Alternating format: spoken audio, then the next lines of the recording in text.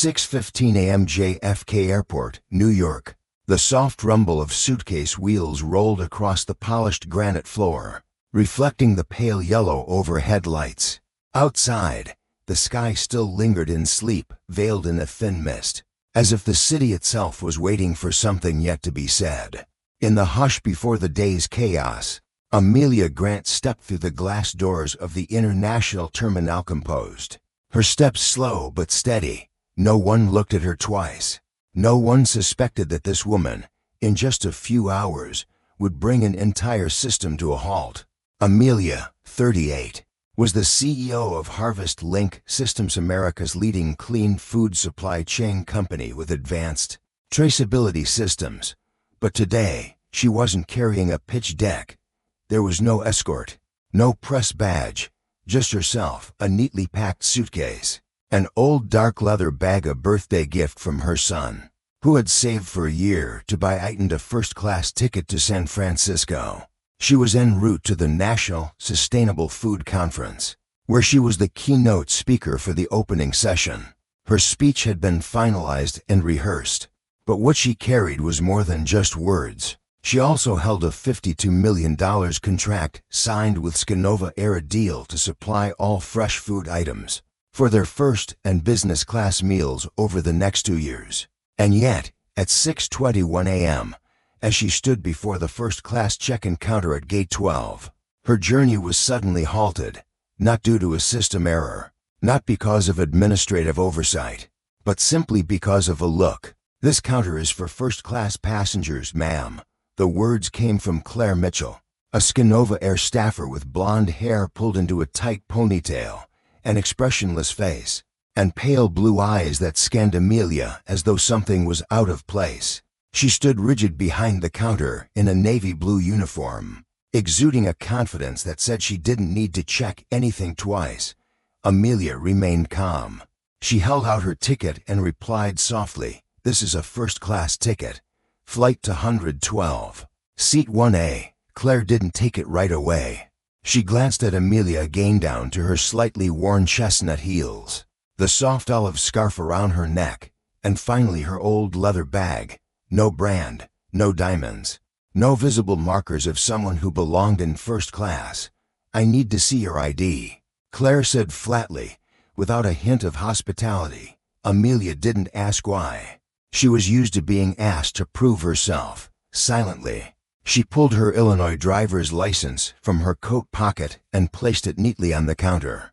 Claire picked it up, scrutinized it, but didn't scan it into the system. She didn't input any data. She just stared, then placed the ID back down as though waiting for a miracle to confirm what she suspected, that this black woman didn't belong here. But Amelia did not back down. She stood tall, hands resting lightly on her bag's handle, face composed, not defiant, not pleading, just still, so still it seemed to slow time itself. And in that moment, it was Claire who began to feel uneasy. Amelia had seen this before. She'd once been denied entry to a 5-star hotel boardroom in Dallas despite being the keynote speaker. She'd once been directed to the delivery entrance when arriving to sign her first supermarket contract. And once, while shopping for a watch with her son, a store clerk had tailed them for security reasons. In each case, she didn't raise her voice. She didn't demand justice with rage. She simply stood still until truth revealed itself. 6:29 a.m. A chill crept up the back of Claire's neck. She hadn't scanned the ticket. She hadn't returned the ID. Time had frozen. A nearby security guard began to approach, clearly cued by an exchange of glances. Amelia didn't look back, but she felt the footsteps approaching. Once again, her presence, soon apologetic and composite, was being read as a threat. Amelia didn't tremble, but inside, she no longer felt anger, just the cold numbness of someone too familiar with prejudice. She thought of Ethan, her 14-year-old son, still at home with the nanny. He wouldn't know that his mother had been stopped that morning for simply standing in the wrong line. He only knew her as the strongest woman in the world, the one who rebuilt an entire food supply chain, making it clean, transparent, and fair. He didn't need to know that to hold her head high. His mother had to learn to stand still beneath countless unjust stares. Amelia reached into her coat pocket. Her phone lit up with a single-touch contact. Naomi Pierce. Naomi. Pull up the SkyNova contract. Code F52. I'm at gate 12, JFK. Seems someone needs to be reminded of who I am.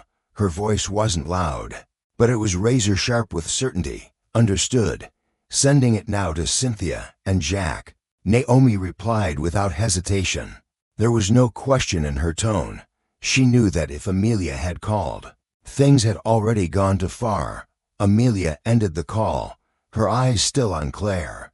The woman behind the counter now fumbled over her keyboard, but it was already too late. 6:30 for a.m. The first gate had closed, not for Amelia, but for a system that believed a uniform and a blank stare were enough to decide who belonged. Amelia didn't need to walk through a gate to prove her worth. She simply had to stand still and let the system prove it wasn't ready for its own reckoning. Sometimes you don't need words. A steady gaze, an unshaken posture, that's enough to stir an earthquake beneath the feet of those who've looked the wrong way for too long. Claire Mitchell had never imagined a Wednesday morning could feel this suffocating. In front of her stood a woman upright, expressionless, but with eyes that cut through layers of pretense. No fury, no speech, no retreat. And it was that silence that made it unbearable. Claire's hand hovered over the mouse, pretending to search for something important. But she was stalling. The system showed all the right information: seat, ticket status, everything checked out. Claire knew it, but something stopped her from pressing check-in. The issue wasn't in the system. It was in her mind. Amelia's eyes didn't leave her. Inside, she wasn't calculating or fuming. She was recollecting each wound from the past, resurfacing like shards from Dallas, Houston, from conferences where she was mistaken for event support because her clothes were too plain. She had known the Claire look. The issue wasn't the sentence, "This line is for first class." It was the look that accompanied it. A gaze full of assumptions.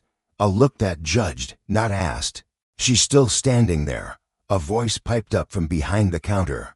A young woman named Julia, Claire's colleague, arrived holding coffee.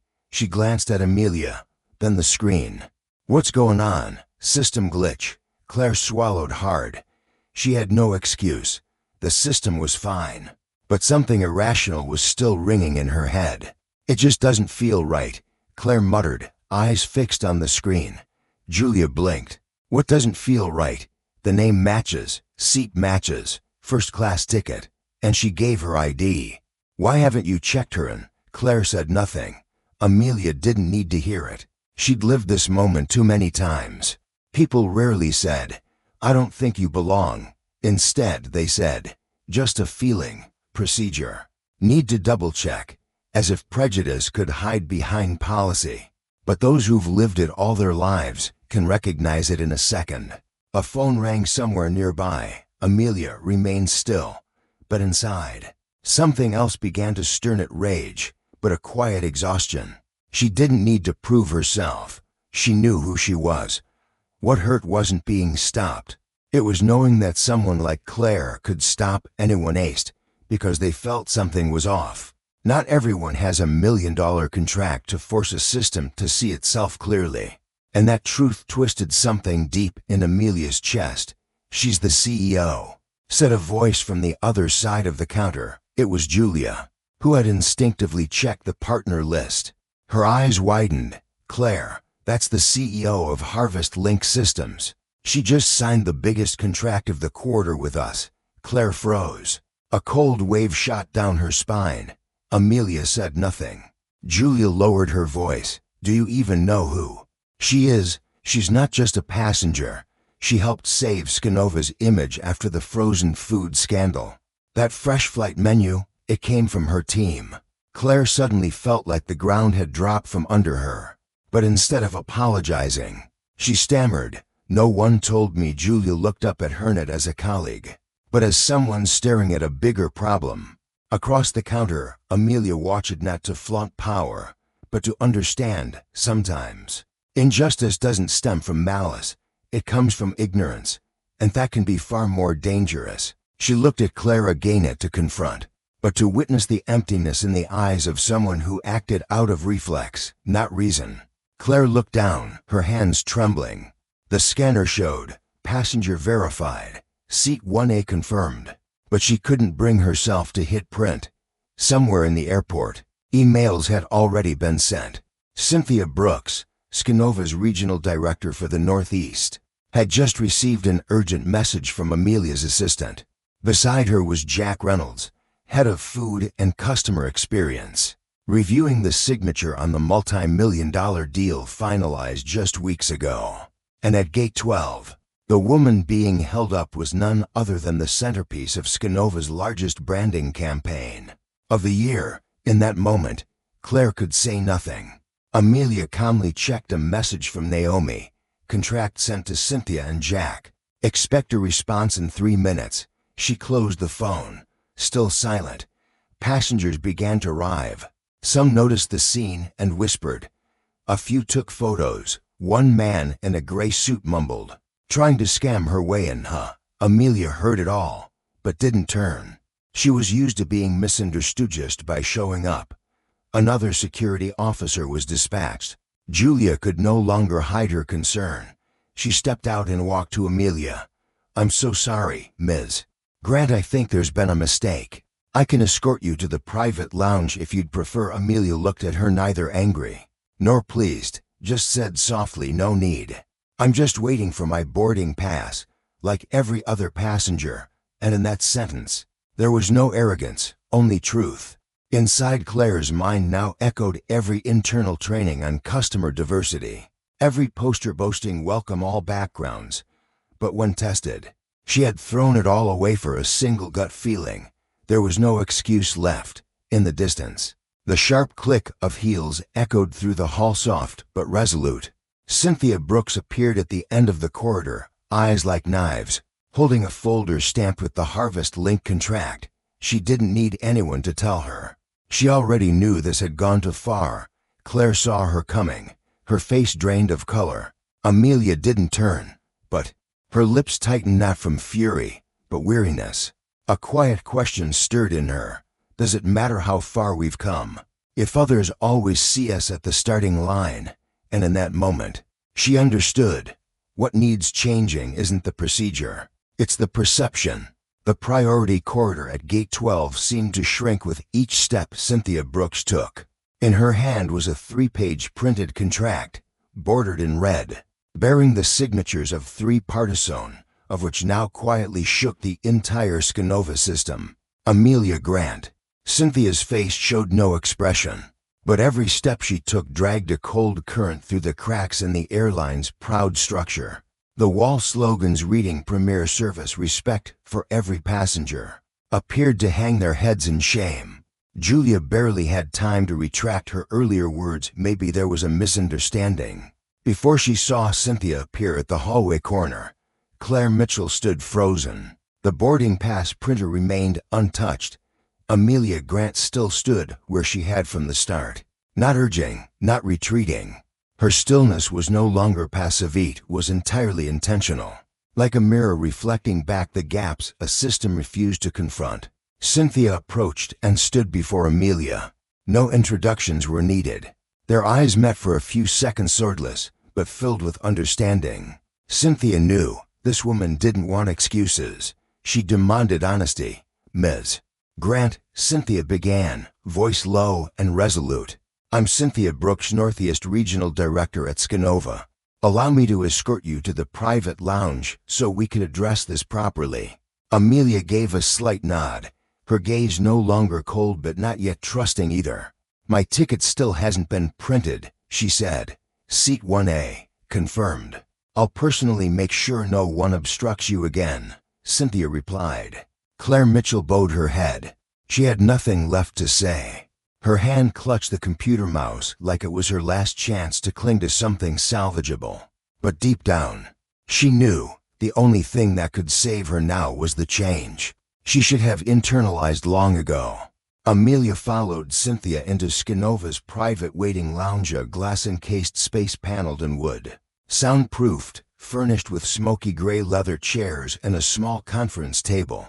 Cynthia didn't begin with an apology. She placed the contract on the table and opened it, revealing the bolded header, Strategic Partnership between SkyNova and Harvest Link Systems Fresh Flight Initiative Q1 and Q2. Amelia glanced at it, then stayed quiet, but sharp as a blade. "I don't need to read what I already signed." Cynthia sat across from her, resting her hands on the table, eyes steady. "I'm not here to justify anything. I'm here to take responsibility," she said. Amelia didn't respond. Her silence created a discomforting vacuum where words seemed too small to fill. Then, after a few moments, she pulled out a duplicate of the contract from a leather folder. "This copy was for the press meeting in San Francisco," she said. "I thought I might need it, but not for this." Cynthia looked at the copy not as evidence but as a mirror reflecting the failure of the very system she represented. At SkyNova headquarters in Minneapolis, Jack Reynolds, Executive Director of Customer Experience, was in the middle of a quarterly review meeting when an urgent internal alert popped up on his personal screen. Just 3 lines: CEO of Harvest Link Systems held at JFK Gate. Ticket unscanned. Not verified.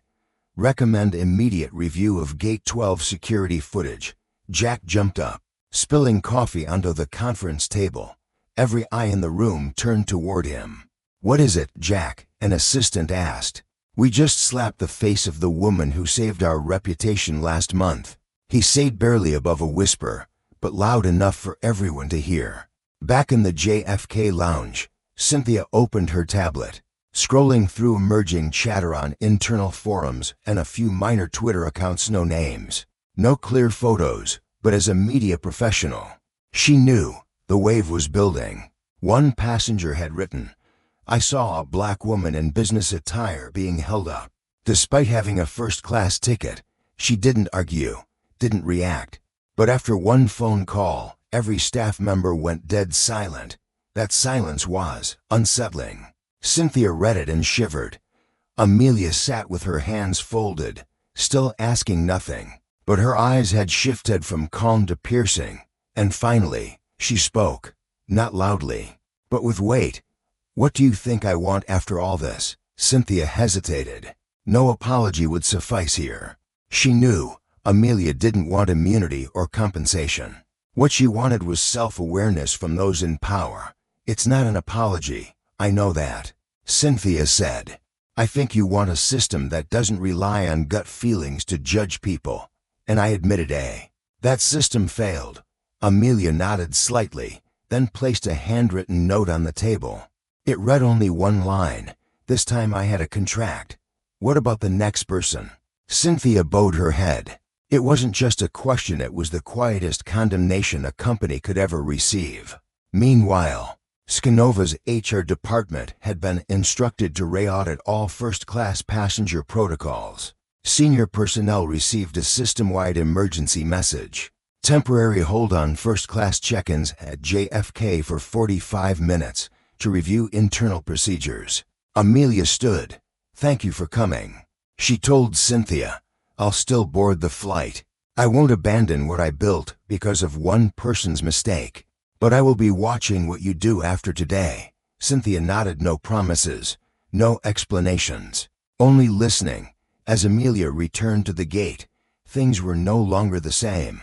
Claire was gone. Julia remained, her eyes now unsure, but respectful. Passengers around still whispered, but their tones had shifted, more awkward, even cautious. An older passenger near the window stood as Amelia passed and gave a gentle nod. No one said a word, but small gestures had become acknowledgments in their own right. The first-class cabin of SkyNova Flight 212 thickened with a quiet tension as the aircraft door opened, revealing Amelia Grant. The head steward, Jordan, had just finished announcing, "We are honored to welcome a special passenger today, the CEO of Harvest Link Systems, our primary partner in the Fresh Flight Initiative." Before any polite applause could rise, the murmurs stopped. Every eye turned toward the intransigent with celebrity awe, but with something more sobering: seriousness, restraint, and silence. Amelia entered calmly, every step deliberate but unshaken. In her hand was the same old leather bag Claire had once judged unfitting. Now, it was a symbol not of wealth, but of a woman who knew her value wasn't in appearances. Jordan bowed slightly. "Welcome aboard, Ms. Grant. Your seat, 1A, is ready. If you need anything, just let me know." Amelia didn't smile. She nodded briefly, acknowledging the courtesian scanned the cabin. Eyes quickly darted away, but curiosity still hung thick. The man in seat to a middle-aged gentleman in a dark suit shifted as if to make room, even though she didn't walk by him. A woman in sunglasses a row back pretended to read her magazine, which had been open to the wrong page for 10 minutes. Amelia didn't mind. She sat in her seat like she'd done it 1,000 times. But this time, something was different. The stares weren't skeptical, they were mixed with a quiet reverence and self-reflection. Jordan returned with a chilled glass of sparkling water. On the tray was a small handwritten note. "From the flight crew, thank you for not staying silent. For those who've never had a voice." Amelia read it. No visible reaction. But inside, something stirred. Not satisfaction, just a quiet ripple of hope. Hope that her silence without slogans or speech had planted seeds of thought in minds too long accustomed to one-way views. As the aircraft prepared to depart, a staff member approached Jordan and whispered something. He nodded, then leaned toward Amelia. "Ms. Grant, would you prefer we delay takeoff a few minutes? Some senior officials have requested to speak with you before taxiing." Amelia looked up, eyes narrowing slightly. "No need. Everything that needed to be said you've already said. What needs to change, they must figure out for themselves." Her voice was soft but unshakably firm. Jordan nodded, said nothing more, and walked away understanding. In the cockpit, the captain asked quietly, "That's the woman everyone's been talking about?" Jordan replied without hesitation, "Yes, and she's making the entire company re-examine how we operate." A brief silence. Then the captain simply nodded and continued his checklist. But no one on that crew would forget Amelia's eyes when she stepped on board, eyes of someone who didn't need victory to prove she was right. She just wanted to be treated as human. As the plane rolled onto the runway under the morning sun, Amelia gazed out the window. Against the quiet gray sky, the jet's metal wings cut through cloud, symbols of speed, modernity, and globalization, but still not fast enough to outrun deeply rooted prejudice. To her, this morning wasn't a shock. It was a chilling confirmation. No matter how many contracts she signed, or how much she achieved, there would always be someone like Claire who looked at her and thought, something's off. And that exhaustion was heavier than any business trip. She opened her bag and took out a copy of the contract, not to prove anything, but to remind herself, I've come this far. And none of it was by accident. She remembered the freezing winter mornings in Ohio, when she and her mother rose at 4 a.m. to load produce into storage. Dirt still clung to her hands, carrots still wet with dew. Her mother once said, if you want to grow clean crops, you've got to get your hands dirty. And if you want to be a clean soul, you've got to accept being doubted.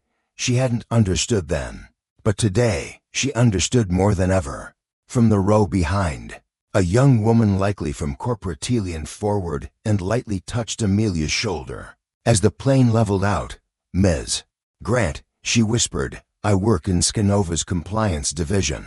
I know what happened this morning. I just wanted to say thank you. My mom was once turned away from a first-class counter. She cried the whole night. Amelia turned, eyes meeting hers. No need for name, no handshake. Just an honest, grateful gazino to show that even silence could be an act. When the meal tray arrived, Amelia looked down at the elegantly plated dishes: rocket lettuce from Missouri, cherry tomatoes from Indiana, whole grain brittle supplied by Harvest Link. She didn't view them as a CEO, but as a grower, because she knew true change begins in the smallest things, and how we look, how we serve, and how we recognize one another. She didn't eat right away. She simply placed the white napkin on her lap, quiet, steady, unyielding, but never bowed. In the adjacent seat, The man who had earlier doubted her leaned slightly and said, "I'm sorry for what I assumed." Amelia didn't answer, but a soft nod was an auto-erased the line between suspicion and self-reflection. Over the course of more than 4 hours from New York to San Francisco, Amelia Grant didn't sleep, but she didn't seem restless either. She stared out the window, her hand resting gently on the folded contract on her tray table. The plane glided through a thin layer of clouds, streaks of light casting a soft glow across her cheek. Her expression calm, not angry, masked an internal quake slowly shifting beneath the surface. Amelia wasn't thinking about Claire Mitchell anymore. She knew Claire wasn't the root of the problem, just the visible symptom of a subconscious bias, so deeply ingrained that nearly everyone had enabled it at some point. Even through something as simple as a glance, she was thinking about the system, about SkyNova, about how a single, small decision by a frontline employee could unravel the value of an entire multi-million-dollar marketing campaign. And she thought of the most painful possibility. If today it hadn't been her but another black woman, not a CEO, with no contract in her bag, she might have been pulled out of the line, with no witnesses and no one to speak for her. When the plane landed at SFO, passengers stood to retrieve their luggage as usual, but a strange silence lingered in the cabin. No one pushed, no one raised their voice, and as Amelia stood and straightened her coat, a few people quietly stepped aside. No one said anything, but the way they avoided eye contact said everything. At the aircraft door, Jordan bowed slightly. "Thank you, Ms. Grant. Thank you for making us look at ourselves." Amelia nodded softly, offering no words. She exited the plane the same way she entered it, silent, but impossible to ignore. Meanwhile, at SkyNova headquarters in Minneapolis, the quake Amelia had triggered entered its second stage action. In the 10th floor conference room usually reserved for routine HR coordination meetings, every seat was filled for the first time in 2 years. On the large screen, internal security footage from Gate 12 replayed the moment Claire Mitchell held up Amelia. Every second, every expression, every glance was reviewed in slow motion, an indictment that needed no captions. Standing beside the screen was Cynthia Brooks, her face tense, eyes sunken from lack of sleep. But her voice left no room for excuses. "We're not in crisis because of a news story. We're in crisis because of the truth," she began. She outlined 3 immediate actions: suspend all first-class check-in counters at JFK for 48 hours for internal audit, require all frontline staff to attend emergency unconscious bias training, review all customer complaints related to discriminatory behavior from the past 6 months, and report findings directly to the regional director. Jack Reynolds, head of customer experience, sat at the table's edge, rubbing his temples. His phone buzzed non-stop with messages from the legal team. Amelia Grant has made no public statement, but a passenger's post from JFK has been reshared over 600 times on Reddit and is now spreading to Twitter. Hashtags Gate 12 and Silent Storm are gaining traction in aviation industry forums. Passenger video shows no argument, no resistance, but the caption is going viral. "She said nothing." Yet the entire airport went silent. Jack set his phone down and looked at Cynthia. "What do we do if the media comes knocking?" Cynthia didn't hesitate. "This time, we don't write an apology. We rewrite the system." In San Francisco, Amelia had just exited the airport when she received a text from Naomi. "You don't need to say anything. They're already ashamed." Amelia read the message, lips curving slightly at quite a smile. More like a breath of release. She didn't need anyone to bow to her, but she needed something real to change, starting with acknowledgement of what had long been hidden. That afternoon, when Amelia arrived at the hotel hosting the National Sustainable Food Conference, the organizers invited her to a technical prep meeting for the next day's keynote. She entered the small conference room where representatives from supermarket chains, distributors, and policy advisors were already seated. As soon as she walked in, a silver-haired man representing a major West Coast retail chain stood up to greet her. "Ms. Grant, He said, "I wasn't planning to bring up the airport incident, but I want to thank you. Your composure made me rethink how I train my own teams." Amelia was slightly surprised. She hadn't expected the incident to travel this far, especially since she hadn't said a word publicly. But perhaps timely silence was the loudest form of truth. After the technical meeting ended, a female director from a Denver school network pulled her aside. "My daughter was once pulled from a priority boarding line because she didn't look like a scholarship student," she whispered. "Today, when I showed her what people are writing about you, she asked, 'So it wasn't wrong for me to stay quiet, was it, Mom?'" Amelia paused, unsure what to say. She simply held the woman's hand and nodded. Back in Minneapolis, SkyNova's internal system dispatched a series of urgent emails. Announcement: Fresh flight media campaign paused for full policy audit regarding fairness and transparency in service. All frontline staff required to complete unconscious bias testing by the 15th. HR to organize open forums in each region to encourage staff to share experiences of being dismissed or witnessing discrimination on the job. At JFK, Claire Mitchell's employee who had stopped Amelia was not fired, but she was removed from active shifts and enrolled in a mandatory 2-week training on service behavior and bias awareness. For the first time in her career, she didn't protest. She didn't ask for reassignment. She offered no excuses, because one sentence still echoed in her mind: "I don't need an apology. I need a system that doesn't let people like me be stopped just for not looking the part." Riding to her hotel in San Francisco, Amelia sat alone. Her phone bootsed a message from her son, Ethan. "Mom, I saw you in a post. You look so cool. But why did they stop you at the airport?" Her heart clenched. She didn't want her son to learn to see the world through fear.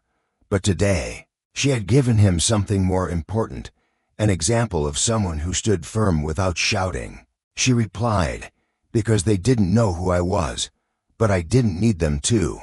I just needed them to treat others better after today." The next morning, under San Francisco's soft sunlight, Amelia Grant walked into the Westmore Hotel's Grand Hall, site of the National Sustainable Food Conference. There were no cheers, no clapping, but everyone turned to watch, not because she was a CEO, but because of a story spreading quietly through airports, offices, and boardrooms. She wasn't speaking in the opening session. That morning's event was a closed-door roundtable with key stakeholders from logistics, supermarket chains, and school networks. But in that circular room, every eye fell on her with caution, respect, and scrutiny. No one knew if Amelia would make a scene. They were used to CEOs who posted on LinkedIn, called out names, demanded retribution.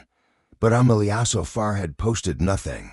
She had simply stood still and let the truth speak for itself. A man from Maple Harvest Distributors spoke up. "Ms. Grant, if I may ask, why haven't you made any public statements yet? Everyone knows what happened at JFK was unacceptable." Amelia looked at him for a moment, then replied softly, "I don't need to say what everyone already saw." He paused, then nodded. A few others lowered their gaze. She continued, voice still calm but more direct, "If I speak out, they'll call me angry. If I stay silent, they feel uncomfortable. I chose the second because no one can say I attacked them. But everyone still has to ask themselves, why does my silence make them bow their heads?" At SkyNova's headquarters, the company was now in emergency reform mode. More than 20 employees were stationed in a rapid response strategy room.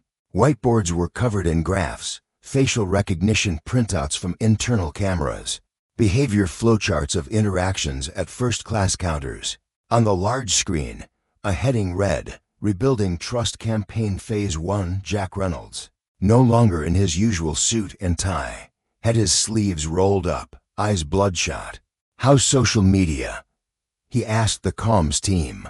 A tired-looking young woman raised her hand. "Silent Storm is trending 5 across the entire service industry. People are resharing a clip from airport security footage, just Ms. Grant standing, saying nothing, just staring at the staff member. Any legal risk?" Jack followed up, "No. She hasn't mentioned legal action, but because of that the media respects her more. They're calling this the greatest protest ever made without a word." At JFK, first-class check-in counters were operating minimally. Claire Mitchell hadn't returned to work. She had received an email mandating her enrollment in a 2-week course on behavioral analysis and internalized bias, run by a non-profit called Equitino. Sitting in her Queens apartment, Claire kept tapping her phone, unable to open her LinkedIn profile. A voice in her mind repeated, "You never thought she could be a CEO, did you?" For the first time in her career, Claire realized she had never been trained to treat everyone fairly, only to distinguish who counted as priority. Back at the conference, Amelia's turn to speak arrived. She stepped onto the stage without fanfare. The name Amelia Grant no longer needed introduction. "Ladies and gentlemen," she began, "I'm not here to talk about what happened at the airport. I'm here to talk about what allowed it to happen." The room fell silent, like the air had sealed shut. We live in a world where perception still lags behind reality. People like me, women, people of color, those who don't fit the familiar image are still judged before we are served. But this is no longer just my story. It's the story of every passenger who's ever been told, "Something doesn't feel right." She paused, scanning the room, then continued, "Don't believe a look doesn't have consequences. Don't think silence is neutral, because silence more often than not is complicity." Meanwhile, at SkyNova, HR Director Rachel Simmons had just signed off on a reform project called "See Clear: Rebuilding Vision from Within." The project included retraining all frontline employees across 48 airports, installing AI tools to analyze facial expressions and customer interactions in real time, launching a confidential internal hotline for staff to report biased behavior without disclosing their identity, monthly open dialogues with community reps including customers who experienced discrimination to rebuild a culture of service with humanity, not just process. The media began publishing articles titled, "The Woman Who Said Nothing Yet Made an Entire Airline Rethink Itself." A renowned journalist at Business Insight wrote, "In an era when everyone argues to be right, one woman chose to be still and made an entire industry bow." Amelia Grant didn't do anything to win. She just refused to lose. Amelia didn't read those articles. After her speech, she returned to the backstage area, removed her heels, and slipped on her worn brown flats, the same pair she once wore while delivering vegetables to wholesale depots. She didn't need headlines. She just needed them to understand. Real change begins when people stop dismissing the small things. Naomi called, "Do you want to post something to your internal channel? A video? A statement?" Amelia replied simply, "No, they're already speaking for me." Through action, at a check-in counter in Dallas, a staffer named Luce, after reading SkyNova's internal briefing, wrote a note and stuck it to his workstation monitor. "Today it's a CEO. Tomorrow, it could be my daughter." He didn't know if it would change anything, but he knew every change begins from where you stand. Just like Amelia once stood at a damp produce stall in Ohio, 2 days after her powerful speech at the National Sustainable Food Conference, Amelia Grant sat in a small meeting room on the 3rd floor of the Westmore Hotel. Outside the window, the afternoon California sun draped over the sea like molten gold. But inside that room, no one was looking out. Every gaze was fixed on Amelia, the woman whose silence had forced an entire airline industry to confront itself. Across from her sat Cynthia Brooks, SkyNova's Northeast Regional Director, along with 2 senior executives, Justin Cole from Legal Affairs and Rachel Simmons from Human Resources and Systemic Reform. There were no cameras, no recordings. This was not a contract negotiation. It was an invitation laced with weight and uncertainty. Cynthia began, her voice sincere but measured. "Ms. Grant, I'll get straight to the point. Following recent events, SkyNova's executive board has approved the creation of an Ethics and Service Reform Council, and we would like to invite you to serve as an independent advisor." Amelia wasn't surprised. In fact, from the moment Cynthia bowed her head at JFK, she had known this invitation was coming. What made her pause now wasn't the honor, it was the doubt. Did they truly want change, or were they simply looking for a shield against public outrage? Sounds like an important title, Amelia said, her eyes landing on Rachel Simmons. But I need to know, do you genuinely want this? Or are you just reacting? Justin hesitated. But Rachel responded firmly, this isn't a reaction, it's a reckoning. We need someone who's walked through the blind spots our policies don't even see. Amelia leaned back in her chair, arms crossed. And what ensures I won't be your token? Are you willing to let me say things no one wants to hear in a boardroom? Cynthia sat upright, her eyes steady. If I weren't ready to listen, I wouldn't have stepped out of my office that day at JFK. I wouldn't have bowed my head, and I wouldn't be sitting here now. Amelia studied her for a long moment. Something in her gaze softened, not quite trust, but enough to open a door. This offer stirred a strange conflict in Amelia. She had never dreamed of becoming part of the system. In her youth, she had poured herself into building a transparent food supply chain because she believed the system was for others to run. She just had to do her part, quietly and with integrity. But life had taught her something else. If no one stood inside the machine to recalibrate the gears, it would keep crushing the people it failed to see. Amelia closed her eyes for a few seconds, not to avoid the moment, but to check in with herself. Gate 12 resurfaced. She stood. Claire stared. The entire system fell silent. Had she walked away that day? Had she shouted or filmed, this invitation might never have come. But because she stood still, without retreating, they had been compelled to knock on her door. All right, she said, opening her eyes. I'll accept. On 3 conditions. The others looked up. Cynthia nodded, signaling for Rachel to take notes. Amelia raised 3 fingers. First, I don't attend meetings to be applauded. I want the right to speak and the right to be disagreed with. No sugarcoating. No decoration. Second, I want to speak with frontline workers, not just executives. I want to hear what they feel when they're expected to judge customers on site. I won't fix a system while standing on the top floor looking down. And 30, don't represent your brand. No face, no video, no slogan. I'm not your spokesperson. I'm your mirror. Only those willing to look directly into it should sit at this table. The room fell silent, not awkward, but sobering. They knew the woman before them wasn't seeking a role. She wanted real power to touch the roots. Cynthia extended her hand. I accept all 3 conditions. Amelia didn't shake it right away. She looked into the eyes of the woman who had once stood against her own system to defend a truth. Then, slowly, she reached out. The handshake wasn't firm or ceremonious, but it sent a ripple across the still waters of inert policies. That afternoon, a short message appeared on SkyNova's internal Slack channel. We are pleased to welcome Ms. Amelia Grant of Harvest Link Systems Independent Advisor to the Customer Service Culture Reform Council. She will work directly with staff teams, passenger representatives, and strategy units to help rebuild our people-first values. At JFK's staff lounge, Julie, a young woman who had spoken up for Amelia on that fateful morning, read the update and smiled faintly. She glanced at the check-in desk, where Claire had yet to return. A quiet feeling rose in her chest, not triumph, not satisfaction, but a fragile hope that something right was finally being placed where it belonged. That evening, back in her hotel room, Amelia received a message from Naomi. You just made a system, invite the person it once excluded to help fix it.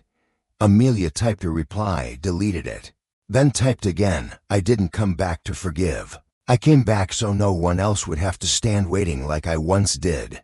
In her first week as independent advisor to the Reform Council, Amelia didn't sit with directors or draft 5-year plans. She didn't touch brand guidelines or design training programs. Instead, she went where it had all started, the check-in counter. On Monday morning, she arrived at JFK not with a first-class ticket or a CEO's wardrobe, but in a simple white blouse, dark slacks, and a paper name badge from HR. Amelia Grant, guest service observer. No one recognized her as the woman who changed the airline, and that was exactly how she wanted it. She wasn't there to be praised, she was there to listen. At her side was Julia, the same young woman from Gate 12. Today, she was guiding Amelia through the morning shift. "I didn't think you'd really come," Julia whispered as she scanned a boarding pass. "Most thought you'd stay in meetings with execs." Amelia smiled faintly. "You can't fix an elevator from the penthouse." Julia paused, then nodded. She understood this wasn't a PR campaign. It was a quiet dissection. The morning shift unfolded as usual: rushed passengers, minor complaints, curt interactions. But in the crowd, Amelia focused on subtleties, on eyes, on pauses. She noticed the hesitation when a black man in a hoodie approached, the slight delay before greeting him. She caught the awkward silence when an elderly Asian woman, holding a business-class ticket, spoke broken English. There was no rudeness, no outright violations, but there was something elusive, a fog of judgment that shrank people without being named. During the break, Amelia sat with 3 staff members. One of them was Monica, recently transferred from Chicago. "Ms. Grant," Monica asked hesitantly, "can I be honest, if it hadn't been you, if it wasn't a Kyoto, you think anything would have changed?" Amelia didn't flinch. "No," she said. "Things would have gone on like always. And that's why I'm here." Monica looked down. In her eyes was a kind of pain only those who have seen injustice, but felt powerless to act, would understand. Another employer spoke up. "There was a time I wanted to say something. I saw a single mom being asked to show her ticket 3 times, but I didn't know if I'd be seen as breaking protocol." Amelia asked softly, "Does the protocol teach you to doubt people just because they don't look like typical VIPs?" Eric bit his lip. He didn't know how to answer. And that was the problem. So much wasn't taught but was silently adopted as the norm. 2 days later, Amelia visited Dallas-Fort Worth. After 8 hours of observation, she sat with 7 employees. One of them, Maria, longtime worker, had stayed quiet the whole time. But just before the session ended, she asked, "Do you think we're part of the problem?" Amelia looked into her tired, worried eyes, then replied, "No. But if you know something's wrong and stay silent, then yes, you become part of its continuation." Her words didn't blame, but they didn't soften either, because misguided neutrality is what allows bias to survive for generations. Back at SkyNova headquarters in Minneapolis, Amelia recorded her findings by hand. No PR team, no edits. She called it Notes from the Final Front Line, where policies collide with real human beings. One passage read, "I watched a young agent quietly rearrange a seat for an elderly woman who couldn't speak English without being asked. I also saw another staffer eye a passenger with suspicion just because of his worn backpack."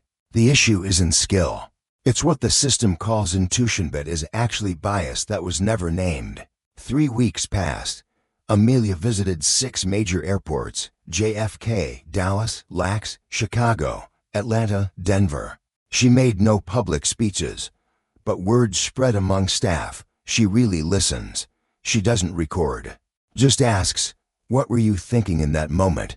She told us, "We can't fix everything, but we can stop one person from being sidelined just because of a glance."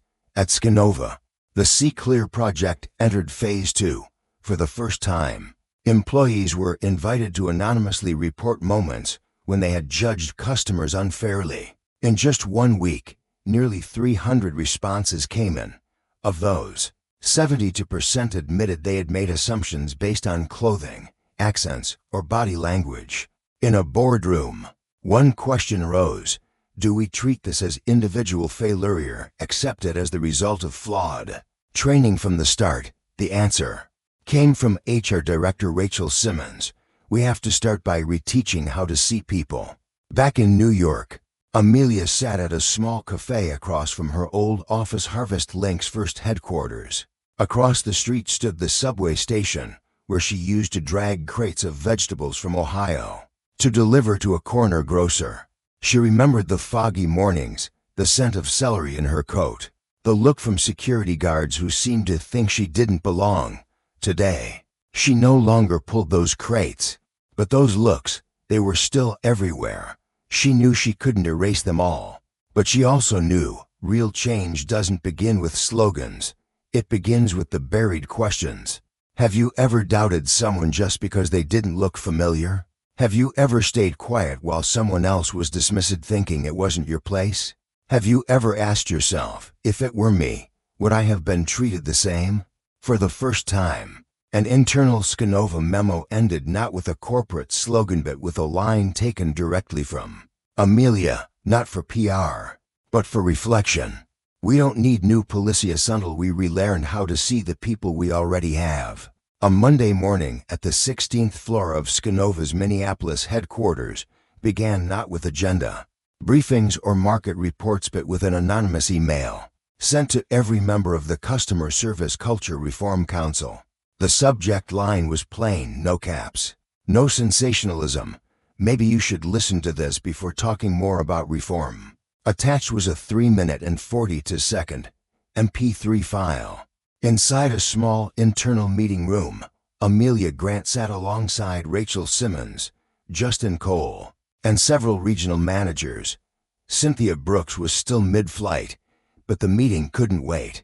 Rachel pressed play, the voice that came through the speaker deep, deliberate, and unmistakable build to Martin Caldwell, SkyNova's Southern Network Deputy Executive Director, recently retained through restructuring for his high operational efficiency and reliable coordination.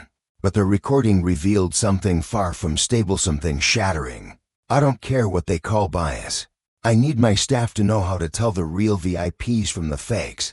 I'm not saying turn people away, but you need to assess from their walk, their voice, their luggage. Don't let someone dressed like a delivery guy walk into the priority lane.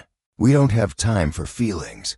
Selective service isn't discrimination, it's risk management.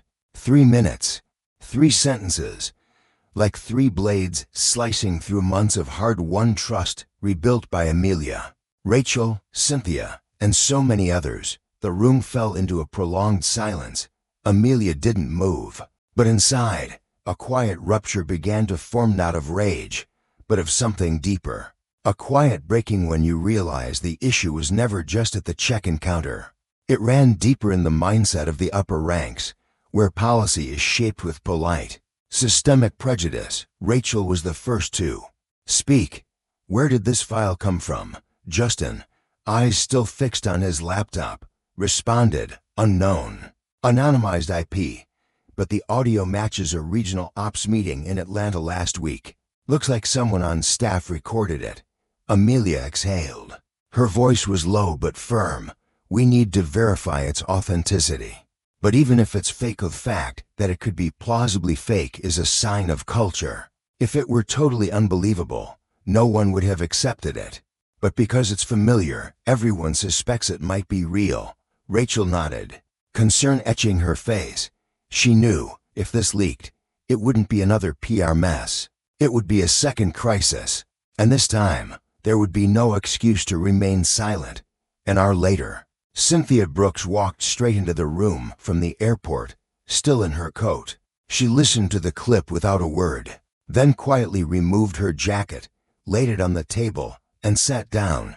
We need to respond, not with a statement, but with something symbolic, something visible. That afternoon, Rachel sent an executive order. All regional directors would be required to attend a live, unfiltered dialogue with frontline staff.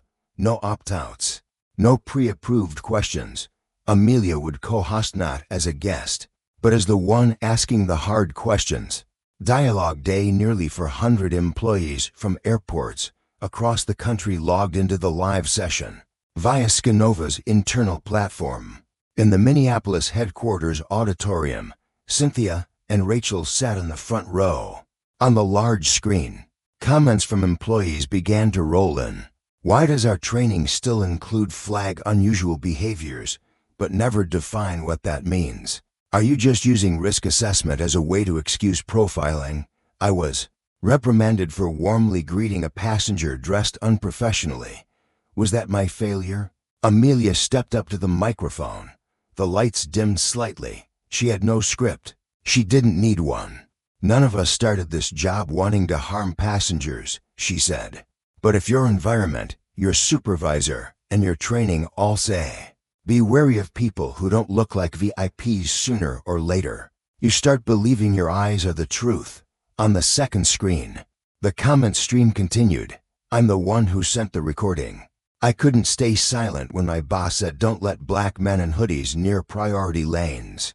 I once stayed silent when a solo woman carrying a worn purse was asked to recheck her ticket. I regret that." Cynthia left her seat. She walked straight to the stage unannounced. "I'm part of this system," she said, "and today, I have to admit these words have been spoken. Not just in Atlanta, in other places, too. But the fault isn't just with the ones who said them. It's with everyone who didn't stop them." The room, physical and virtual, full silent. Post-dialogue announcement that evening. A public company-wide bulletin was issued.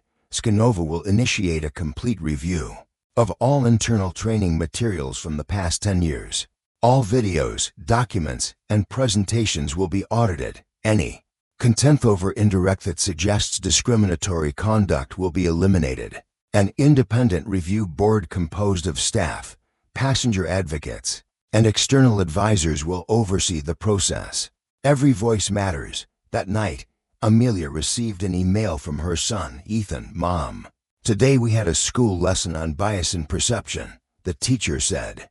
"Don't let your eyes decide someone's worth," my friend said. "That sounds like something your mom would say." Amelia sat still for a long time. A single tear slid down her hand, not from pain, but because that one sentence had finally gone beyond the airport. At the same time, a clip from the dialogue began circulating internally. It featured Amelia's voice. "The first glance isn't a mistake, but holding on to that glance through the entire interaction, that's a choice. And from that choice, a system would begin to rewrite itself, not with apologies, but with questions it had never dared to ask before. Am I seeing them? Or just seeing my own prejudice?" 6 weeks later, Dallas Reform Summit. Nearly 6 weeks after that morning at Gate 12, a quiet ceremony was held at SkyNova's Dallas Coordination Center. No red carpets, no TV crews, no influencers or corporate fluff. Just a small stage placed in the middle of an open space where airport staff, office employees, customer reps, and senior leadership sat side by side for the first time, without hierarchy. Cynthia Brooks stepped up, not with a speech but with a small laminated map, the airline's new boarding system diagram. For the first time in SkyNova history, the layout no longer separated passengers based on fare class, but according to support needs. "I used to believe segmentation was for operational efficiency," Cynthia began. "But after Ms. Grant's experience, I had to ask, are we segmenting or are we sorting people?" The room held its breath. "And I realized," she continued, "if a black woman, a CEO, someone who helped rescue SkyNova's brand, can still be doubted at a first-class check-in, then none of us are immune to flawed thinking." That day, SkyNova formally launched its most radical reform to date. Project Gate Zero, the gate without conditions Rachel Simmons announced for landmark changes. The concept of default priority check-in was abolished. All passengers approach in the order of arrival except those needing special assistance, elderly, disabled, children. The open scenario log was implemented, allowing employees to report awkward or biased situations without disciplinary action. If reported truthfully and constructively, advisory roles were given to previously marginalized passengers, ensuring real experience reviews every major service policy. A symbolic installation was inaugurated at Gate 12 JFK, not just to commemorate the incident, but to serve as part of new employee onboarding, a space where every new hire starts with awareness. Amelia's final address. The last to speak that day was Amelia Grant. For the first time as advisor, she wore no formal suit, just a simple ocean blue shirt, light gray trousers, no logos, no name tag. She stood exactly like the woman once stopped at a counter, alone, calm, and upright. "Thank you for being here," she began, But let me be clear, I'm not the main character today. The main characters are those of you who once bowed your heads under pressure, stayed silent out of fear, but today chose to stand and say, "We were wrong." Applause was quiet, but honest. She continued, "Today, I officially stepped down from my role as advisor at SkyNova, not out of disappointment, but because I believe, if I stay, you'll rely on me to act, and I want you to act even when no one stands in front of you." She looked at Cynthia, Rachel, and the staff seated up front. "I didn't come here for an apology. I came to ask questions and to make sure you answer them not with words, but with how you choose to see." The ceremony ended not with fanfare, but with stillness. As Amelia stepped down, Jordan, flight attendant from that pivotal flight, approached her. In his hands was a new first-class menu, printed on recycled paper. At the top, it read, "Anyone can sit in seat 1A today. What matters is that you see them as a human being." Amelia held the menu. Her eyes didn't water, but her heart did. Legacy. On the way to the airport, she received a message from Ethan. "Mom, I told your story in class today." Someone asked, "Why didn't she sue?"